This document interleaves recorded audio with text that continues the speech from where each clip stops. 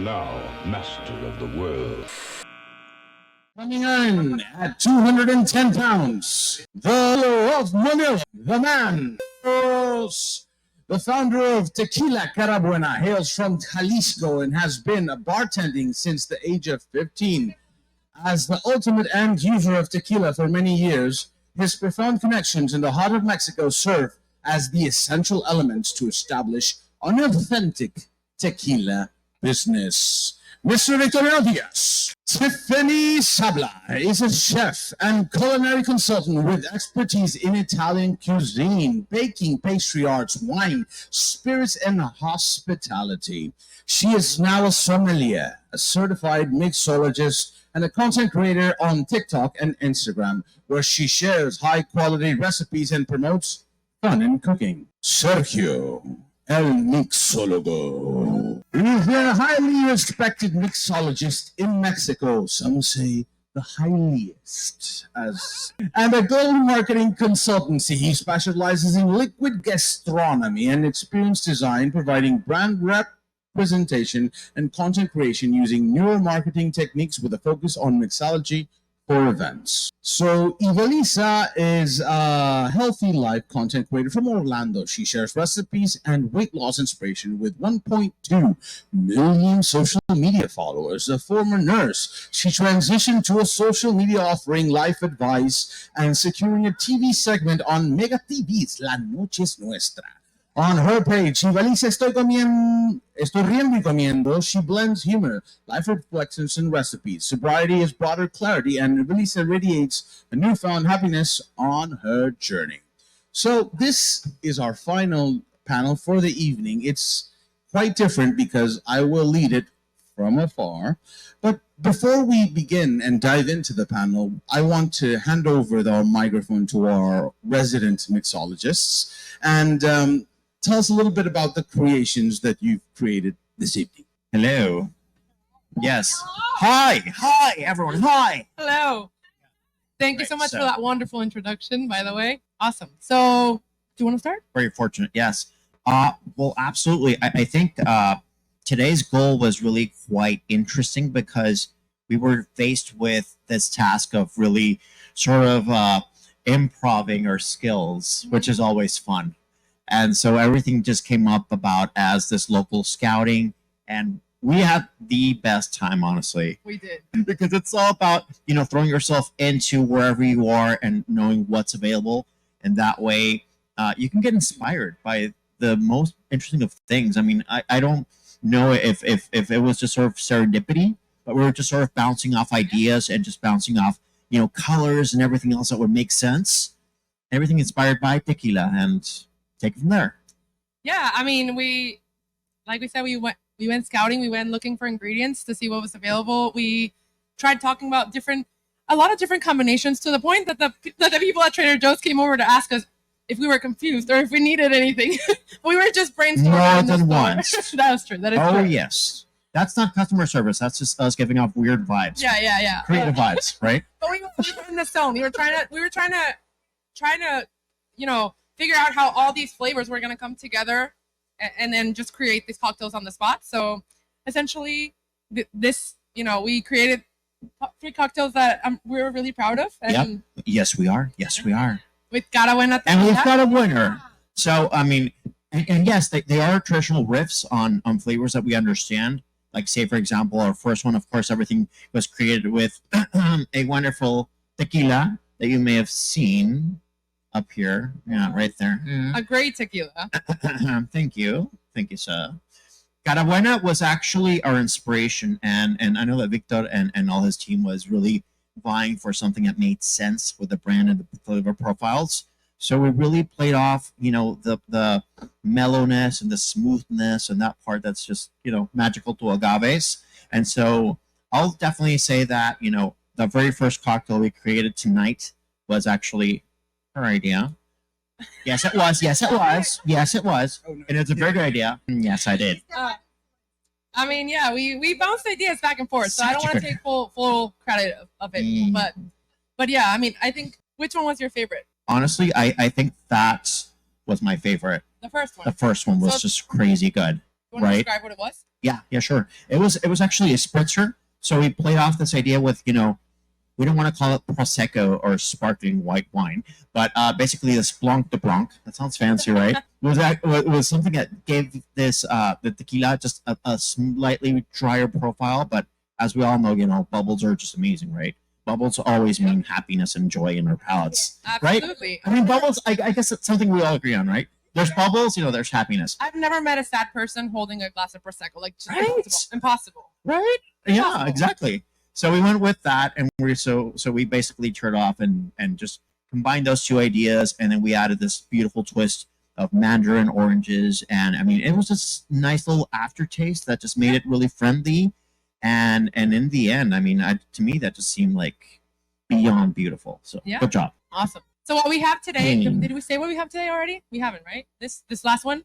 Okay, so the last one that we have today, unfortunately, is Carabuena tequila, of course. It has a little bit of hot honey and pineapple. So it's like basically we tried recreating something that from Mexico that we really like, which is called pica piña, essentially, if you want to call it that way, which is Exacto. spicy pineapple. So this spicy pineapple tequila drink, which just, We love you too. See, and I think that's something that's wonderful, and I know that everyone's going to touch on this, and we will. But it's all about sharing, right? I mean, sharing is really what makes sense. Sharing is caring. It gives purpose to everything we do. I mean, it be it an idea or a concept or anything that you have in your mind. It's just beautiful when you are able to share it, and it becomes, an extension of you, and becomes something that you can inspire others with. That to me just means like, there's purpose in life. What do you think? Yes. I agree. I agree. No, mira, let me tell you something really quick. I always said something really quick, but me quedo 3 horas. I don't know if you guys know that I was alcoholic, and to me I feel very proud to be in front of Tequila and the owner of Casa que, ay Dios mío. Carabuena. Carabuena. To me, it's very, very, very inspirational, and I feel very proud to be in front of the botella de tequila as a sober person, as sobriety. Yeah. So, créeme que it's not easy being, I can. Pero I want to show the world that even that you have your enemy in front of you, and I'm not saying that Carabuena is my enemy, but this is something that me in the past, I don't have control, and I have to. And now I feel so happy to be around all of these people sharing and having a good conversation without judging them. Because that's the problem, that people think that, oh, she's not drinking no more. Now she start doing different things, seeing the world different. No, lo que es malo para mí no es necesariamente malo para los demás. Así que un aplauso para todos ustedes que están también supporting me y que también disfrutando con una mujer sobria. Que le hicieron un mocktail hoy, ¿no? Esto es un mocktail, ¿ok? Esto es un mocktail. Muy rico, muy rico. Salud. Por ellos, aunque mal paguen. Salud. Entonces, online, we're going to share the recipes for all 3 drinks when we publish the videos independently, and invite you all to try it. They're wonderful. And Checo, Yes. since you're like the daddy to the mommy, what do you call this girl? What was Or that? this chica, or this chico, or this chihuahua? I mean, she really is the muse. So what should we call it? Does anyone have any wonderful ideas out there, by the way? yes, we'll For a take it. name like Pica Piña and Because I mean, it does happen to us, Got a spicy, I don't know. Pica Mesta. We have I don't understand Spanish, so I don't know We'll have what to that translate means. that later through Google Pica Ads. Thank you. Mesta? Pica Mexa? Pica Mess. Pica Mexa.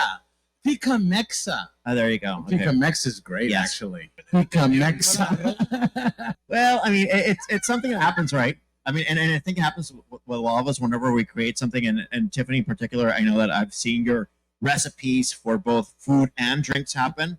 And sometimes it happens that like we get stuck in the rut where we like don't really know how to baptize something and give it a proper name because it's weird. I mean, to me, it's weird, at least, like What's this drink called? I don't know. Think of it in terms of elements, right? I mean, I don't think it's weird to name it. I think what you're saying is like it's weird. Like it's like hard to find a name that's good enough for it. Yes. Victor, do you have an opinion on what this should be called? We have a not similar. No, déjalo. Yeah, that's what I'm about to say. Yeah. It's a great cocktail.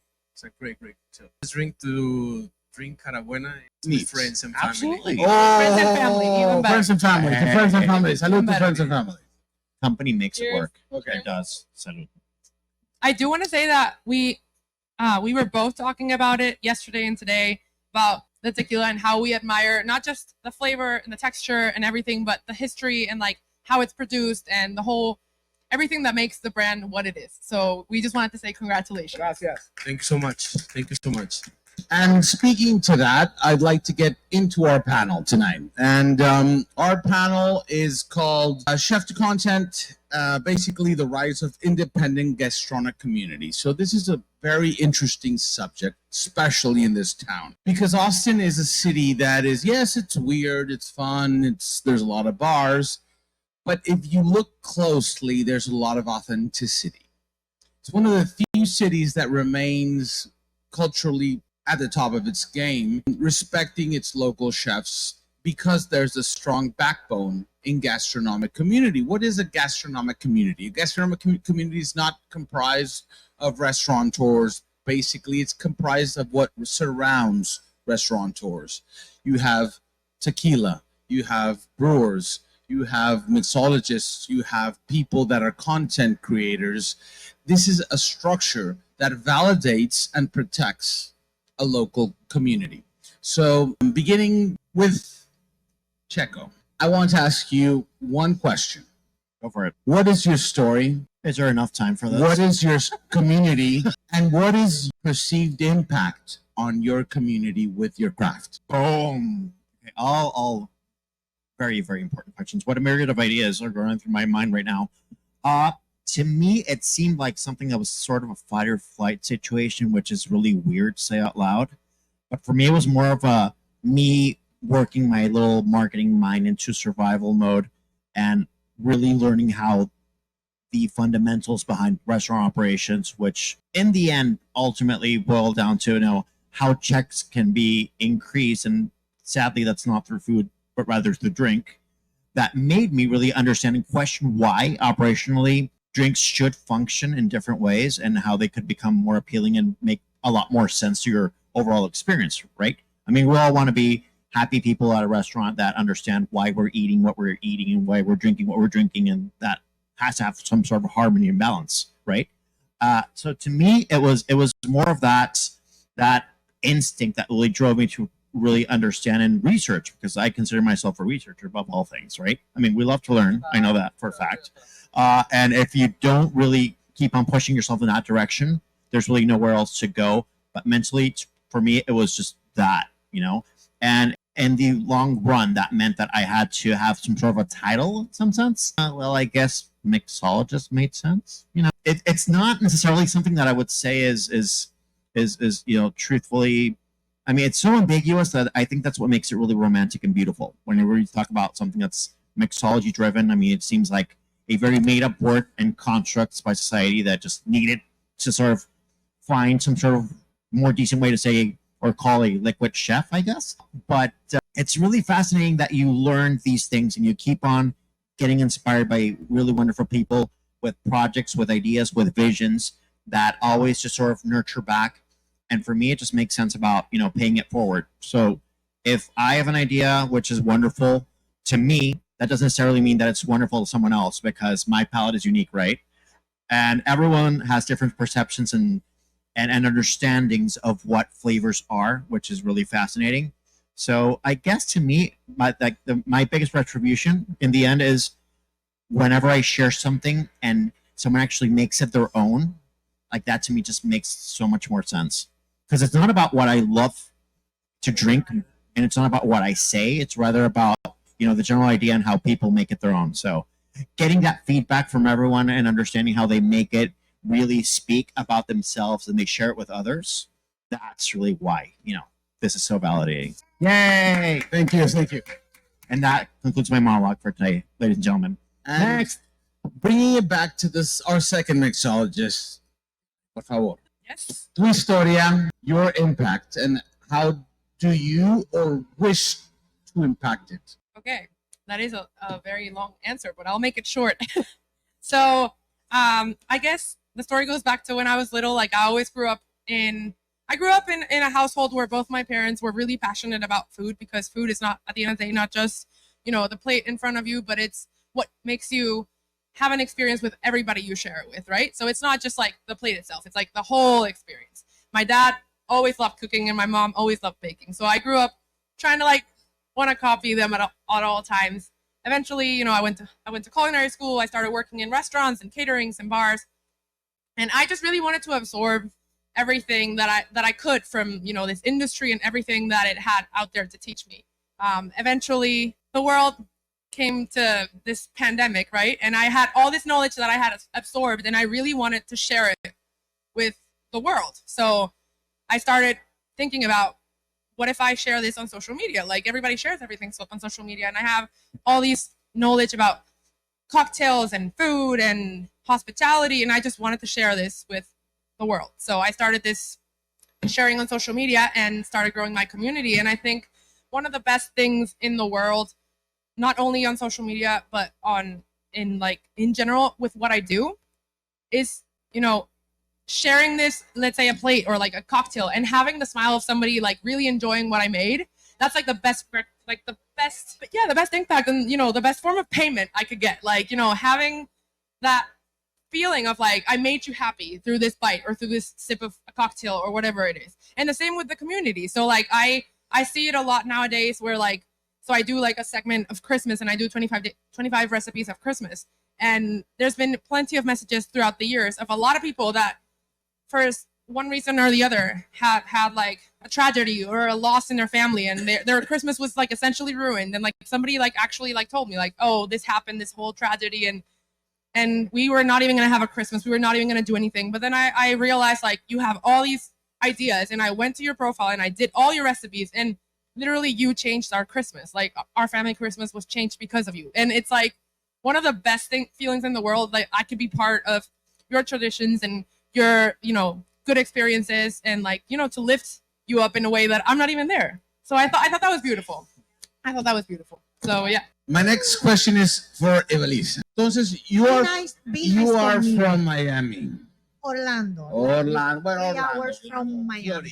So Florida is obviously an embassy for Latin America, right? So how was your experience, not just living in Florida, but being a content creator in Florida, help you understand how food talks to everyone? Oh my God, I love that question. You know why? Food and kitchen is the heart of the family. And if you want to make memories, just bring your family to your kitchen. The kitchen is where everything happened. And to me, it's amazing. And having my kids around me, being a content creator in Central Florida, where there is a lot of Latinos, a lot of Mexican, a lot of Colombian, Venezuela, and of course Puerto Rican. I'm teaching them how I cook, because my recipes are very easy and very, very cultural, but very easy and very fast. That to me is amazing.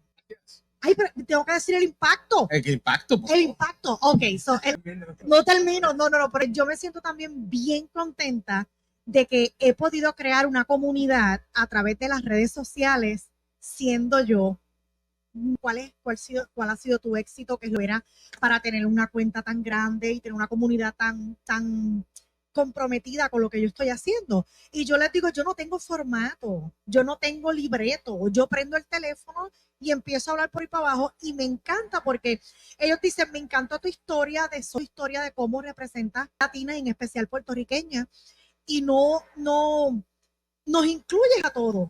Pero no veo que estás así como tímida, como yo digo, no, problema. Yo siempre le digo, sé tú y créeme que las cosas correctas van a llegar a ti.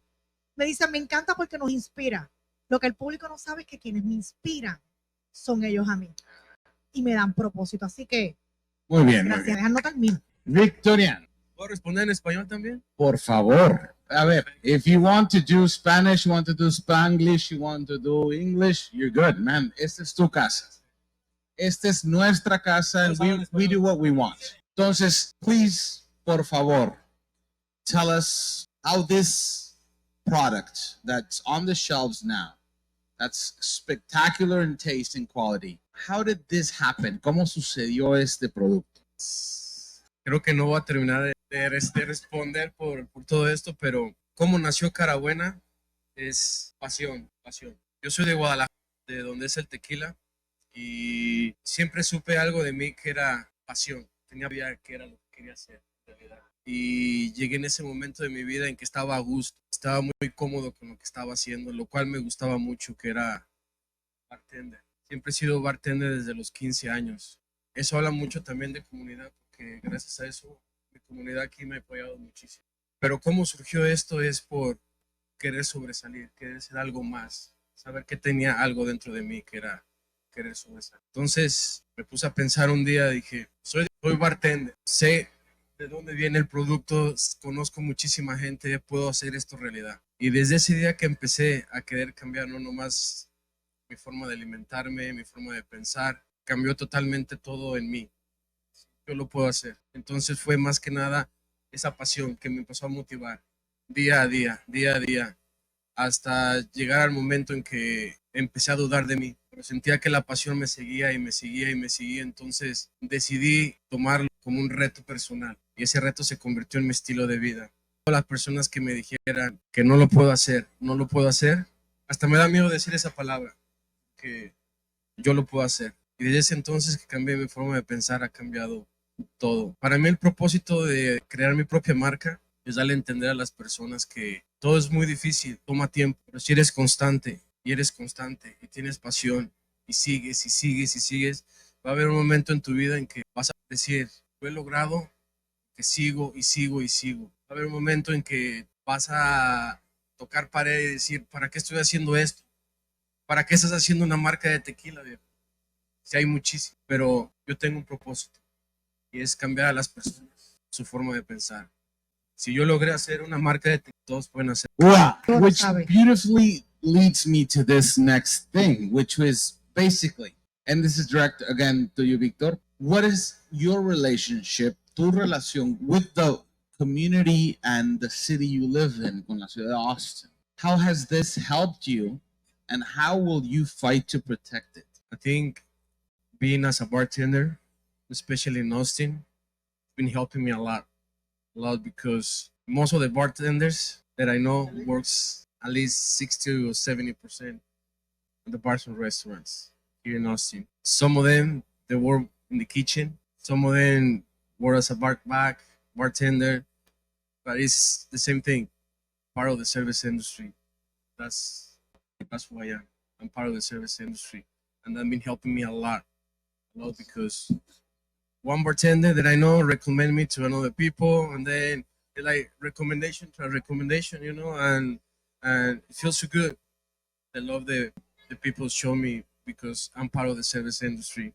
Because without the power of the service industry, tequila business cannot be made. Now, this is an open question to the panel. How do you guys, girls and gals and whatever, believe that authentic gastronomy can help fight and blur the lines and tell the stories of discriminated racist peoples and values? How can basically gastronomy help fight discrimination? That is a really heavy-handed question, but I love it. I believe that we're talking about expression in a sense, and communication is something that really happens through the art that is gastronomy. And if we're looking at how we are able to really talk about, our social status quo and how we are able to fight against the stereotypes that sometimes, dictate how and why we have certain lifestyles, then I believe that we're just really focusing and zeroing in on how the talents and skills of chefs and bartenders and sommeliers and content creators, how they're all basically mediums to really being able to express, through excellence, through uniqueness, through that particular set of flavors and that very particular signature, that speaks to why someone is able to become, the king or queen of tequila in a sense, because they have a particular way of expressing that,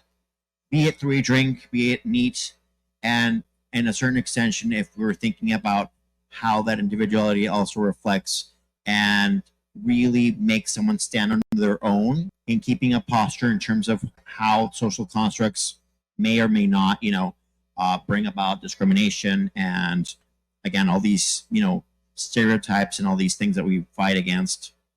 It's really not about how we are always, put into boxes through our set of skills, but it's more about how everyone has their very own voice in terms of how they cook or how they drink or how they share, because I think that really is the ultimate thing.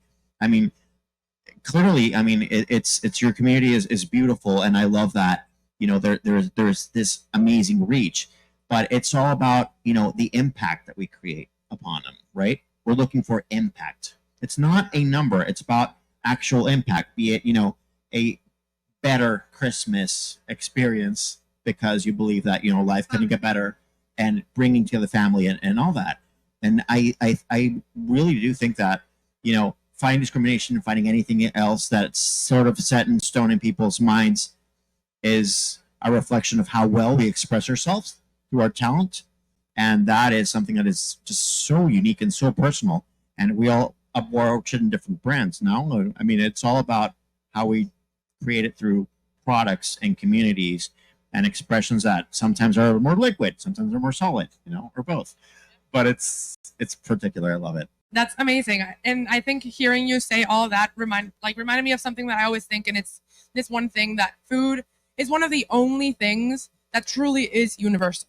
Everybody around the world, no matter what language they speak, no matter where they come from, no matter who they are, everybody eats, and everybody gets together and eat and enjoys food and enjoys, cocktails and food and everything that, goes around in this world. It's like, exactly, like it's just the one thing that's universal. So I think that that's the one thing that could bring everybody together. It also reminded me a little bit of what you were saying earlier about how the industry has helped you. And I think it's this amazing, which is a little bit of sidetrack, but I wanted to mention it before I forgot, about how this industry is amazing in that way where you take care of them, they take care of you. It's like a family. It's like a family.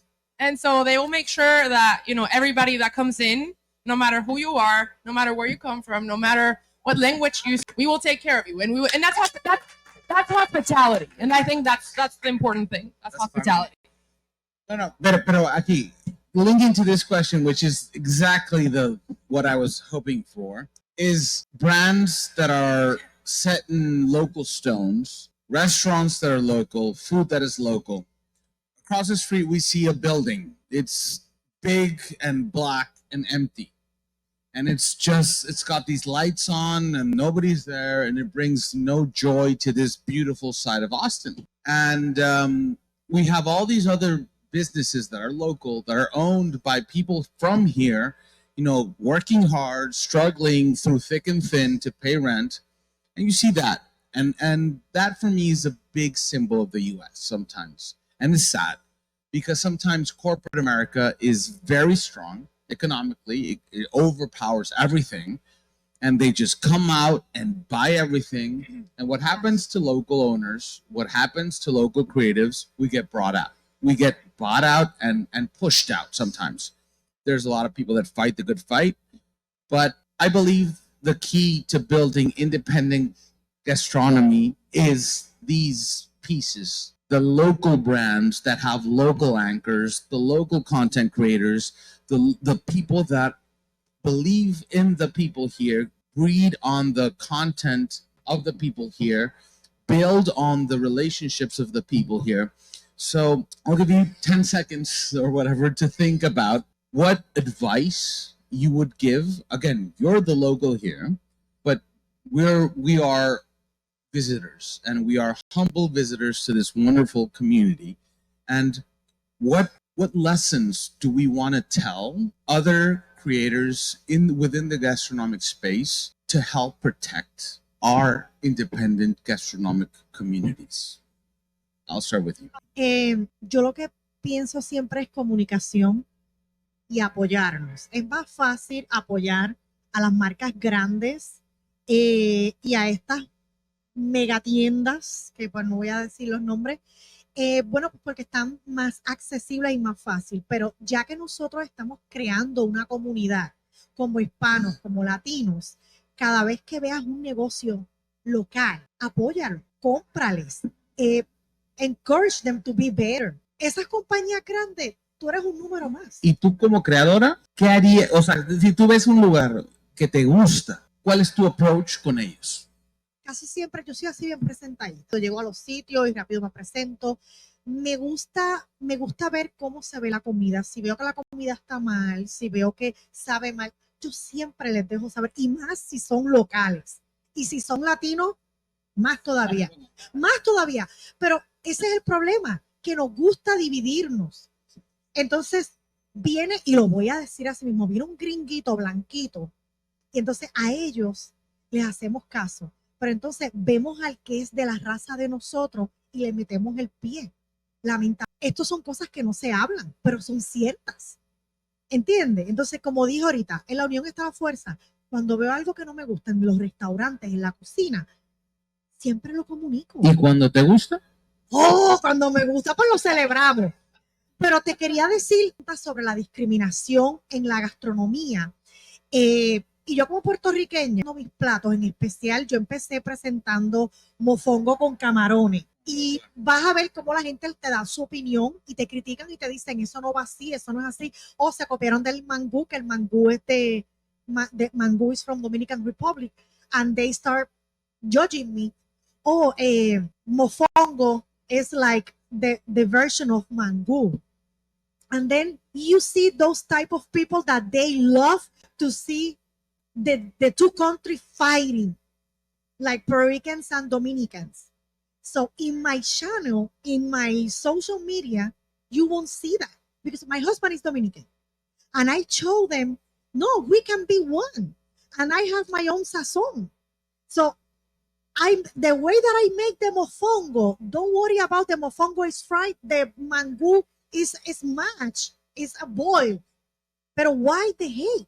Why fighting? And we are always fighting for everything because we want a position in this society and this community. And sometimes the position is not against ourselves, but sometimes against the corporate leaders that want to push us out. And it's the ego, also the ego. When you brought the ego to all of this situation, that's the problem. Yep. Así que vamos a apoyarnos. Victor, do you have anything to add to this?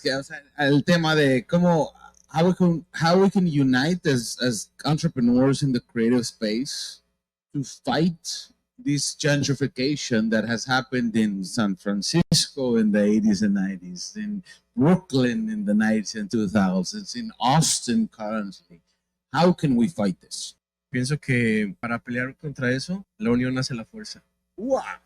La unión hace la fuerza y hay muchísimos gente que tiene sus proyectos, ¿verdad? Y lo que ayuda mucho es, si puedes, adelante. Eso, apoyarnos unos a los otros en este camino que es bien difícil. Uno como entrepreneur siempre vive con esa incertidumbre de qué es lo que va a pasar, pero al saber que otra persona también está pasando por lo mismo y apoyarlo, es cuando creas una comunidad, ¿verdad? Que yo apoyo lo más que puedo, porque a mí me han apoyado muchísimo. Con amor, todo con amor.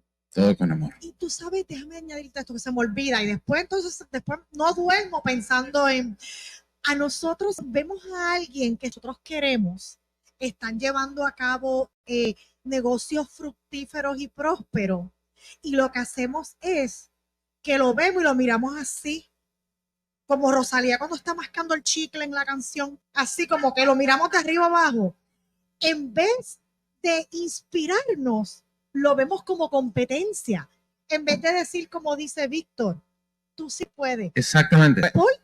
I want to add a little bit to what you said.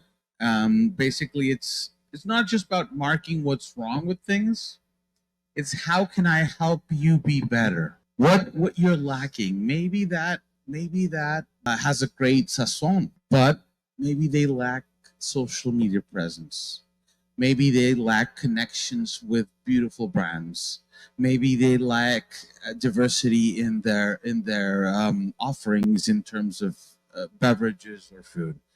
So I think it goes more when you see something you like as a creative, you see what can I add to your thing, and it takes me to my next question, which is a collaborative question for you two.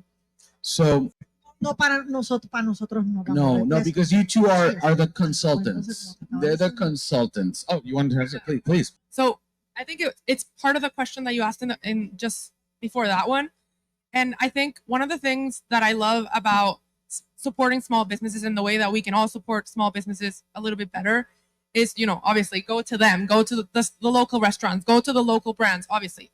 That's obvious, right? But more than that, like if you go to a local restaurant, like talk to them, ask them, what should I get? What's the best thing on the menu? Because sometimes you can judge something, but maybe it's not their best dish. Maybe it's not the best thing that they do, but they worked really, really hard on this and like this one thing. And if you just ask them, you'll see it in their eyes, how they're explaining to you what this is and how happy they are about it and how it's like so amazing. And, you see their passion and you're more inclined to, connect with them and work with them or whatever it is, like, like support them. So I forgot the word. Support them. It's about connection. Everything in life is about connecting with these local community, local businesses. Yeah. And so I get to my challenge. You two as a collective challenge as Nomadx storytellers, because you are now part of the family. You are part of a 600 person storyteller family that has come on Nomadx and shared. You are among the ranks of Steve Wozniak and Tony Hawk and Rodney Mullen and Danny Zucker, who is our all-time fucking star. You guys are here, and I just love the mix of you two.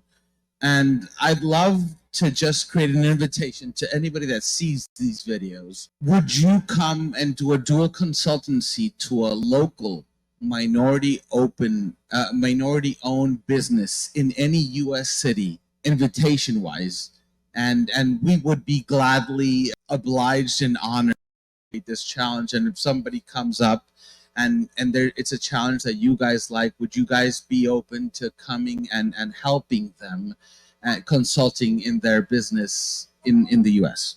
Absolutely. Should we respond in tandem? I mean, we have this thing. We're a little psychic now. We learned that quickly. We're like, the answer has 3 letters, starts with D, followed by U and an H. So you're gonna go, duh. Of course we will. That's fab. I mean, that's just mind blowing, and I'm just really amazed hearing everyone's sides to this, because I believe that the one thing that we're all really, really, really talking about here is that sense of familiarity, that sense of connection. That's what builds, the strength in our numbers. And it's not just about, how we're able to go into something and be very objective, which sometimes is hard. And even as Latinos, I know sometimes it's very hard to be very honest about things. And when we're honest, we're a little, we go off the deep end and we're a little, too negative. But it's about being objective, and that's a really important word. Whenever we're upfront about things, we're sincere about things, and we come in with constructive criticism because we want for things to be not just great, but rather excellent, and to always be, continuously improved, so that everyone's dream of entrepreneurship can be the best they can be it a restaurant, a tequila brand, anything. I mean, that's really why we're supporting and we're building up this huge community of people with great ideas that actually make them a reality, right? Because otherwise, I mean, people just stick with ideas and they never do them because they're too scared of what people may say. Or if everyone's always, putting you down, then why am I even doing this? That's not the point. The point here is following your strength, stepping outside your comfort zone, really making it happen with passion, with sense of feeling, with this really, really direct approach. and to always, keep an eye out and an open mind to support someone in the community that's actually doing something different. Because to me, that requires and that brings the most amount of bravery possible in a person. I mean, it takes a huge person to really step outside the comfort zone, break away from their ideas, and really do something that speaks to them and is, brave enough to share it with everyone. And that is really what gives everything a purpose of community, a sense of being, that really brings about the sense of existence, right? It just amazes me all the time. Oh, thank you. Tip, do you want to add something to this? I would love to add I would just love to add that probably in every industry, everything is always ever changing. So it's always about continuing to grow, continuing to learn. I do want to add something a little bit unrelated, but it made me think of something we were all talking about, and how sometimes I think we are our worst critic, even though we also have critics out there, whether you're a content creator or you're a business or whatever it is. I think I will give you all a piece of advice that I would have loved to tell myself when I first started, sharing what my experience with the world. And this would be to, you will always get criticism from people who are bitter. You will always get it, no matter what it is. Because if you're putting yourself out there, it's just always going to be there. But the thing is, if you keep a list of all the good things and all the good things that people have said, or in ways that you have helped people, if you put it in a list with numbers, and you put it in, let's say you are building it as people are telling it to you, or as you're succeeding at certain things, but then you make a list with the negative things, I can guarantee you that the negative will not even be a quarter of what the good things are. So even if you need to create the good list with your own thoughts, do it. But I can guarantee you that you will have a lot greater things than you will have bad. So that's just something I wanted to. Yo quiero añadir algo. ¿Sabes que yo tengo que hablar rapidito porque es que se me olvida? Siempre que voy a estos paneles se habla de comunidad, se habla de sociedad, se habla de negocios, de brands, y muchas veces me doy cuenta que they just talk about it, but they don't mean it. Uh-huh. Y he aprendido que muchas personas es la apariencia y la habladuría. Me gustaría que, ya que yo estoy formando parte de esto, que me siento bien orgullosa de que me hayan incluido, es para demostrarle al mundo allá afuera que lo que decimos de comunidad, de verdad, lo llevamos en el corazón y lo mostramos y somos ejemplos. Yes. Somos ejemplos de que ahora mismo yo, una puertorriqueña, con todos estos mexicanos aquí, tanto que hay, tanta burla, tanta discriminación que hay en la sociedad, en la gastronomía, en los negocios, ya es momento de que todas estas cosas vayan cambiando y nosotros seamos estas personas que vamos a sembrar esa semilla. ¿Ok? Te toca a ti. Vic, ¿quieres unas palabras para cerrar? Porque le voy a hacer una pregunta final para cerrar el panel. Entonces, bueno, empezando contigo, compadre. Empezando contigo, starting with you. En 5 palabras, en 5 words, ¿qué es el sabor para ti? Primero, el primero que levante la mano habla. ¿Qué es el sabor? En 5 palabras. Es lo que representa México. Ivelissa. Para mí el sazón es familia. El sazón es familia. Vale, padre. Sí. Exacto. Es la voz del alma. Dale. 5.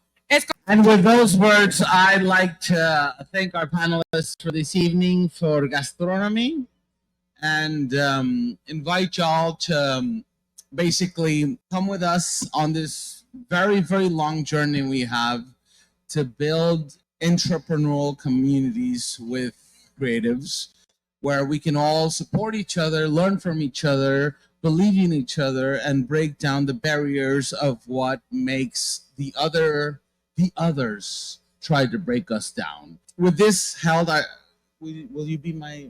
I want to show you. We were going to do an auction in person, but we had a very, very, very controversial situation that I will not mention.